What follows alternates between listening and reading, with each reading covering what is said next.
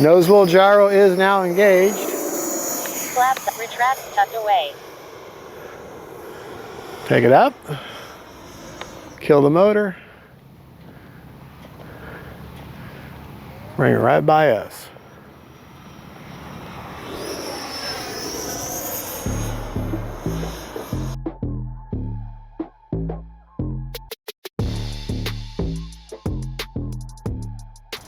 Hey folks, Fat Guy Flies OC out here at the Avon Park Field on this very windy Sunday afternoon. I'm going to take up the 90mm VIPER. Now you look at this thing, you must think I must have gone mudding in it because it is filthy. I still haven't cleaned it off since last time. I came out here in the morning and it was just filthy dirty. But last night I rebound her up. Should have cleaned her then. But last night I rebound her up to my IX-14 SC. First time flying her on the IX-14 SC. So right, left, up, down, right, left. I completely wiped the model and made an entirely new profile and started over. So kind of an electronic remaden, so to speak. Same settings and everything as I normally use though. All right, right, left, up, down, right, left. Motor on. Got a version 5 KM model afterburner in there and a 6000 RC Hackers 6S. I have had problems with the door, the nose gear door, not always wanting to close, but hopefully I've got that ironed out now. All right, timer set for 4 minutes, high rates, takeoff flaps. Here we go. Nose wheel gyro is now engaged. Flaps retract tucked away. Take it up. Kill the motor. Bring it right by us.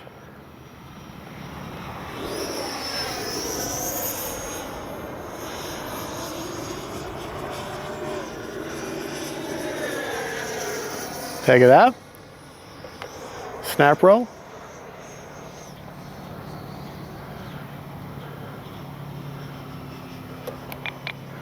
I need a little bit of left aileron on.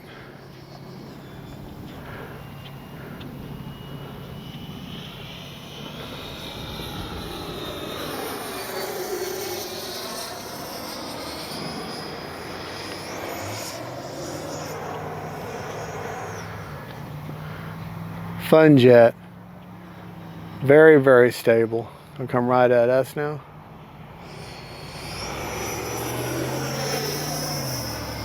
Take it up, slow roll. Time remaining 3 minutes. All right. Gear down.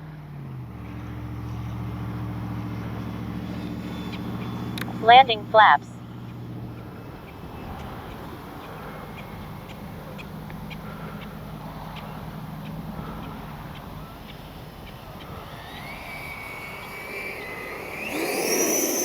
Didn't like it? Flaps up. Try that again.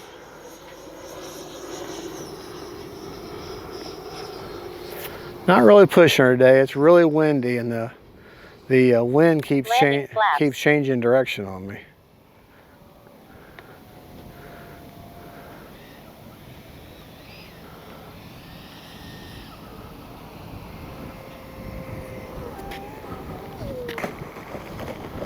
Braking.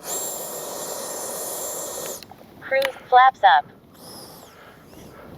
Now this plane here, that really wasn't a good demonstration of it. This plane here, you bring this one in level, you don't flare. I mean, you do flare, but it's just a tiny, tiny, tiny little bit of flare. You want them mains to touch just a millisecond before the nose. Takeoff flaps. All right. Flaps up, retracts tucked away.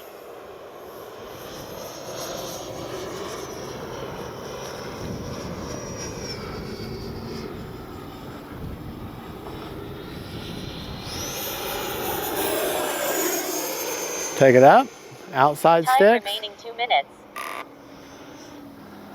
All right. Gonna bring right at us now. Take it up, inside sticks. And that's a snap roll. Gear down.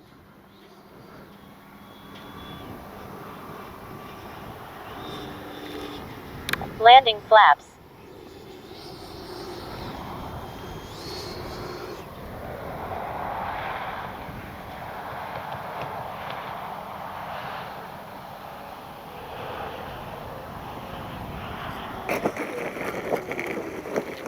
That's what I'm talking about. You want to bring her in level,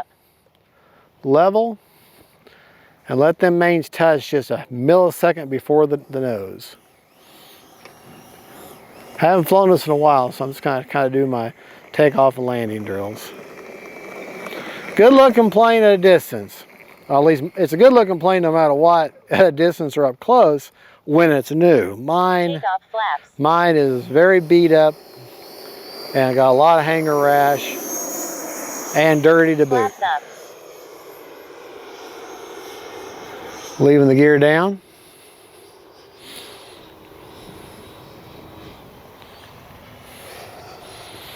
Kind of land her this time with no flaps.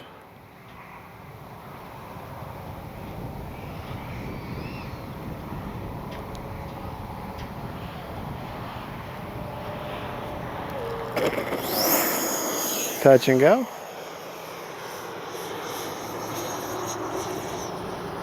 And this time we will use flaps. 1 minute. Landing flaps.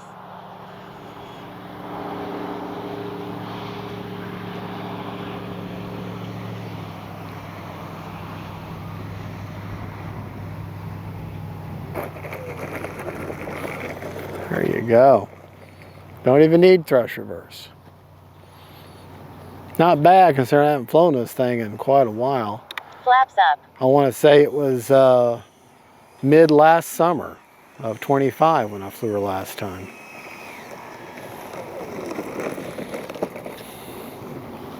Braking.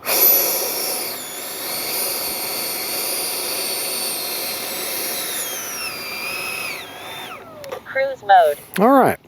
Still had 45 seconds left on a 4-minute timer, but we're going to call it quits for right now. Let me show you my rates. I have a Spectrum 8-channel receiver installed, updated the latest AS3X Plus. Prop secured. All right. My flying rates that I just flew in, high rates, 100% throws, 30% expo on aileron. Elevator, 100%, 30% expo. Rudder, 100%, 30% expo. All right, pretty simple. Flap systems. There is a mix, but it's a up elevator mix. Flaps up, 100% no mix. Take off, 0% with a 3% up elevator mix, and then landing is negative 100% with a negative 5% up elevator mix. So the elevator actually goes up, not down. Takeoff flap. 2-second deployment on that. All right, let me go with my forward programming, which I'm very happy with the way this AS3X Plus is working in her, even with a windy and everything. The gains I just flew in, well, I had the gains all the way down to 0. So really essence, the AS3X was turned off the entire time.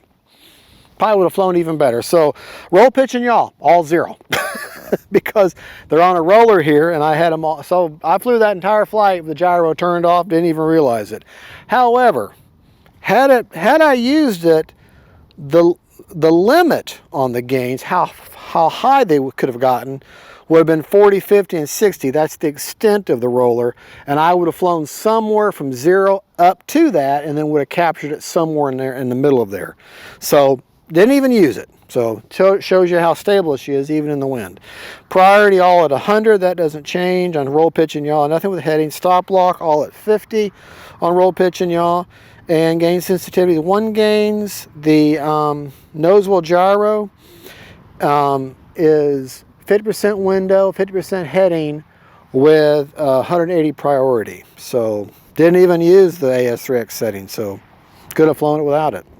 It's a very stable plane. It's a good flying plane. Okay, got over that. Let's go over CG and how much left and some of the features of the plane. All right, motor's off. It's getting dark. CG on the plane. I don't have the numbers, but these black patches, the little soft Velcro patches I put on there, they're behind this hard plastic area, okay? And then you got the wheel well. Well, your CG is right dead between that. And I put some little soft Velcro black patches for me to feel. So I put the gear down, and this is the way the manufacturer suggests you do it. Gear down like she's going to land, and she's perfectly level right there, okay? Now, to get that CG, if you'll come here, I've got a 6000 RC Hackers, and I got it all the way forward, okay? That's where I've got the 6000. It's all the way forward. If we've got enough left, we might go up and actually turn the gyro on. I don't know yet. But this has a very short lead. I've got a KM model afterburner installed there. Let me turn or unplug it. Unplug that. I should have unplugged the afterburner first, but that's the only thing I don't like about RC Hacker batteries is their balance lead is very short. So I'm going to have to take the battery out in order to get the checker down in there. This plane, yes, you say, well, what about telemetry? Well, this is not a smart ESC. This is the older, or actually it is a smart ESC, but this is not a smart battery. This is a stupid battery. All right. Well, we got 48%, but we'll change batteries. We'll take up again a little bit. But 38, 38, 38, 38, 38, 38. Okay, well, there you go. Well, folks, there you go. That is the E-FLITE VIPER. Let me just put this back in there real quick. Won't take but just a moment. So we take some pictures of this beautiful plane with all the lights and everything. Okay. If I can get this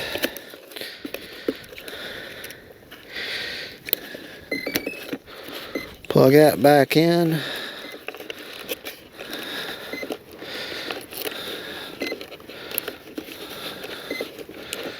That back in. All right. There you go, folks. That's the E-FLITE 90mm VIPER. You know what? I just remembered something. Yeah, that is not a smart ESC in here. It has a 120 amp Predator ESC out of a FMS Avanti 90 in there. I forgot I replaced. A couple years ago, I had a power surge or something. Something happened with the ESC. I forgot all about this.